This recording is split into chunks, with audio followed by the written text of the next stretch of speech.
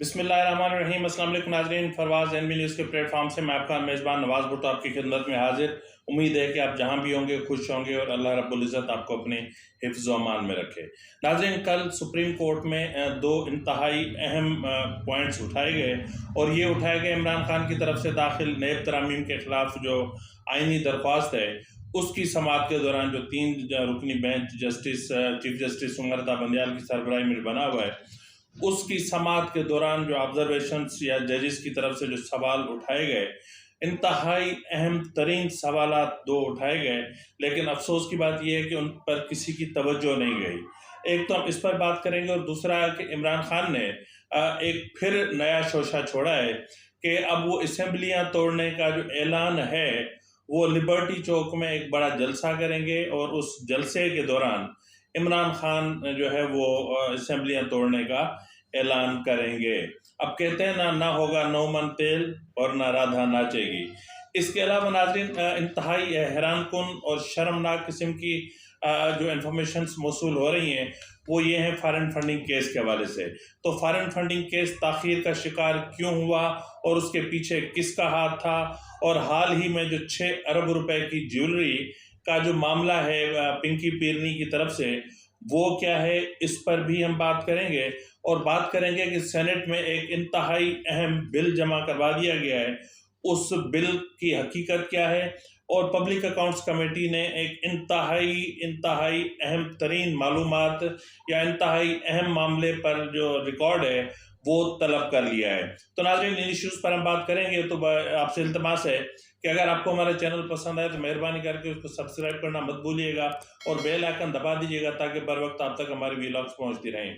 नाज़रीन, कल इमरान खान की तरफ से नैब तरामीम से मुतालिक आइनी दरख्वास्त की समाअत के दौरान, जिसकी सरबराही चीफ जस्टिस उमर बंदयाल कर रहे हैं, तो इस दौरान जो है वो जस्टिस मंसूर ने इंतहाई 2 अहम तरीन पॉइंट उठाए, जिनमें पहला पॉइंट ये था कि नैब कानून में जो फौजी अफसरान हैं उनकी अकाउंटेबिलिटी से मुतालिक जो नुकात हैं वो शामिल क्यों नहीं है। नाज़रीन, समाअत के दौरान जस्टिस मंसूर अली ने कहा कि जब जजेस नैब कवानीन से जो है बालातर नहीं है और भी कोई बालातर नहीं है तो फिर फौजी अफसरान की अकाउंटेबिलिटी क्यों नहीं हो सकती और वो नैब कवानीन से बालातर क्यों हैं। इस पर जो है वो वकील से कहा कि वो इसका जवाब जमा करवाएं। और दूसरा और बड़ा और अहम सवाल जो उठाया गया, एक बार फिर उठाया गया, यानी बल्कि ये चौथी बार उठाया गया कि पीटीआई अदालतों में क्या कर रही है।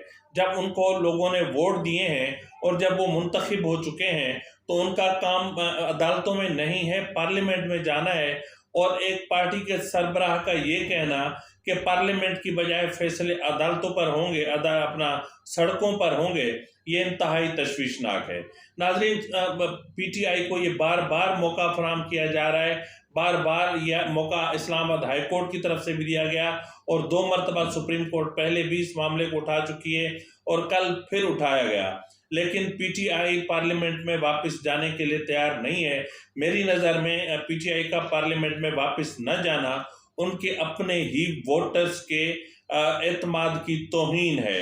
जिन वोटर्स ने इनको वोट दिए थे कि वो पार्लियामेंट में जाकर इनके मसाइल हल करेंगे, इनके मसाइल पर आवाज़ उठाएंगे, लेकिन अफसोस की बात है कि पीटीआई को इसका न तो कोई एहसास है और न ही पीटीआई इस चीज़ का उनको कोई अंदाज़ा है। तो नाज़रीन, दूसरी तरफ आप देख रहे हैं कि गुज़िश्ता यानी 26 नवंबर से और आज 13 दिसंबर हो चुकी और इमरान खान असेंबलियां तहलील करने के मामले में उनको मुसलसल नाकामी का सामना है। यानी इमरान खान को मुसलसल जो है वो प्रेशर का सामना करना पड़ रहा है और इमरान खान चाह के भी असेंबलियों की तहलील के हवाले से कोई फैसला नहीं कर पा रहे। और ये इमरान खान की पार्टी के हवाले से इंतहाई एक तशवीशनाक बात है। इस हवाले से पीटीआई कई मरतबा मुशावरती इजलास कर चुकी है, सरबराही मुशावरती इजलास हो चुके हैं, कानूनी मुशावरती इजलास हो चुके हैं, यानी रोज़ मुशावरती इजलास होते हैं। आज भी मुशावरती इजलास हुए हैं। इतनी मुशावरत की जा चुकी है कि जितनी पार्लियामेंट में जो कवानीन बनाने के लिए और जो ड्राफ्ट्स पेश किए जाते हैं उन पर भी मुशावरत नहीं होती जितनी पीटीआई मुशावरत कर चुकी है।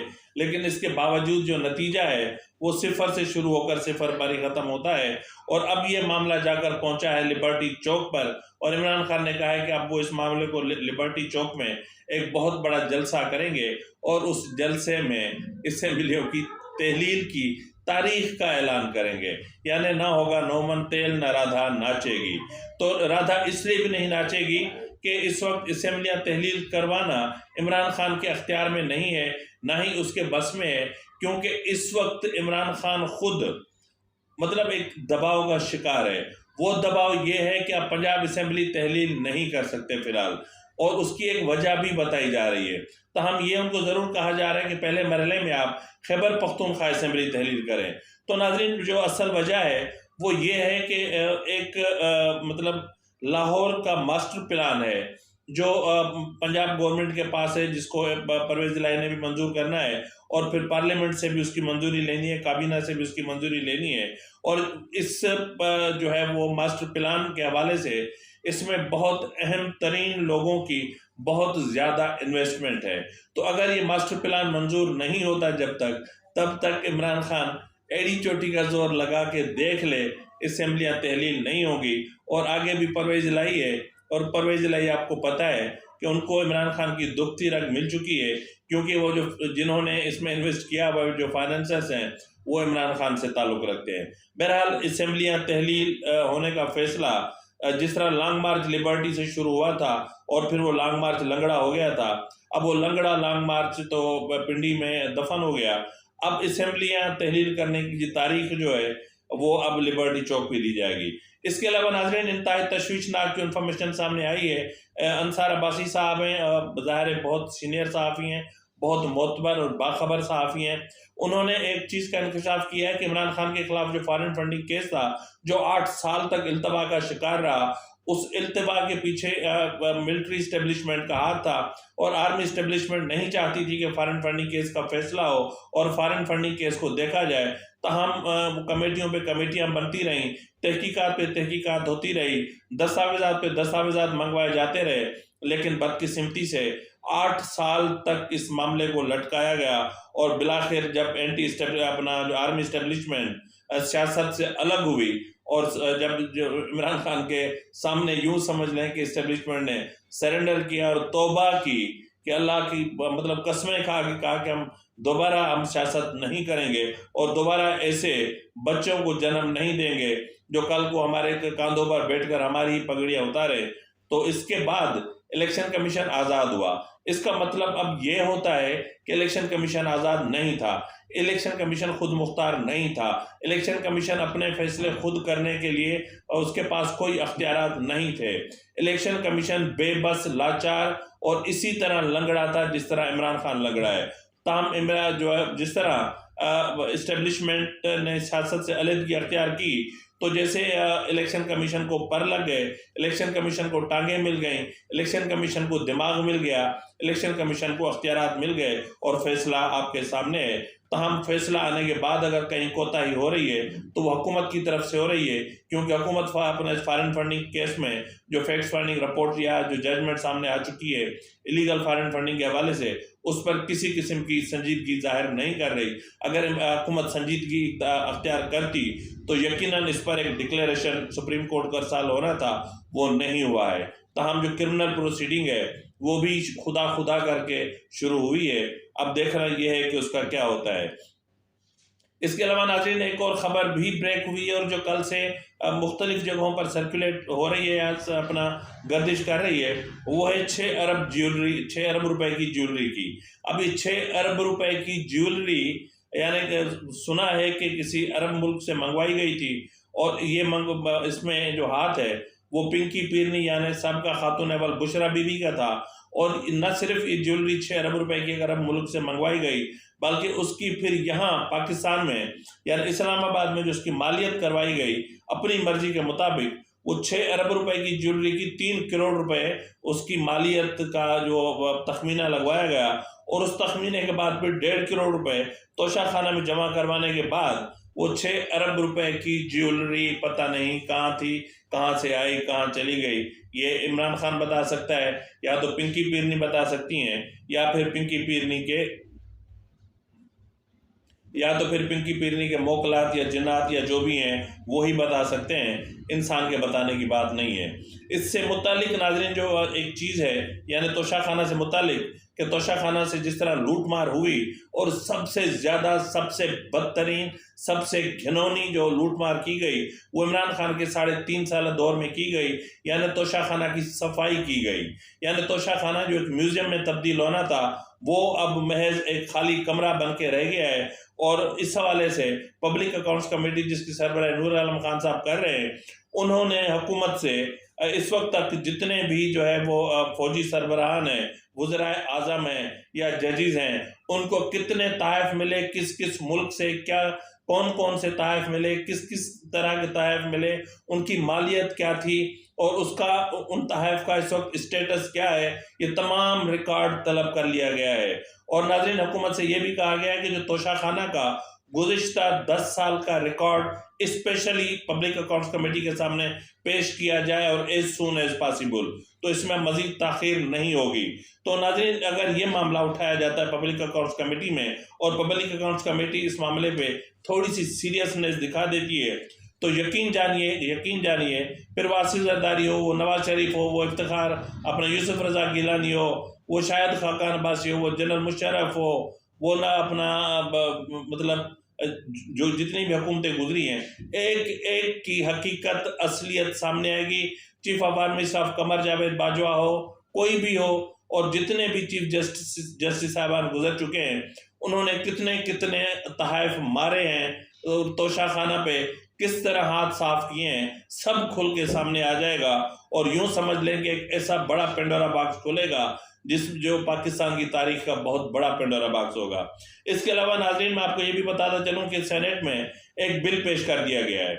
ये वो बिल है जिसके लिए मैं मुसलसल कह रहा था, यानी जनरल कमर जावेद बाजवा की एक्सटेंशन का मामला जब सामने आया था, उस वक्त मैंने ये कहना शुरू किया था कि इस हवाले से कानून साजी की जाए इस हवाले से कि किसी भी जो है वो चीफ ऑफ आर्मी स्टाफ समेत जितने भी अपना चीफ्स होते हैं उनको एक्सटेंशन नहीं मिलेगा, और एक्सटेंशन के हवाले से जो कानून साजी की गई है उसको रिवर्स किया जाए, और उसको रिवर्स किए बगैर ये तनाज़ा ख़त्म नहीं होगा। और बिल्कुल इसी तरह मामला होना चाहिए जिस तरह सुप्रीम कोर्ट की एक सीनियरिटी लिस्ट होती है और सबको 3-4 साल पहले ही पता होता है कि इसके बाद कौन चीफ जस्टिस आएगा। इसी तरह सीनियरिटी लिस्ट के मुताबिक सब कुछ होना चाहिए ताकि पता चले कि कौन सा chief of army staff as per seniority list आ रहा है। अब ये चीफ जस्टिस अपना चीफ ऑफ आर्मी स्टाफ की तैनाती जो है वो पर liking disliking pick and choose पर नहीं होगी, अब एज पर लॉ होगी और एज पर सीनियरिटी लिस्ट होगी और उस पर कोई कंप्रोमाइज नहीं होना चाहिए।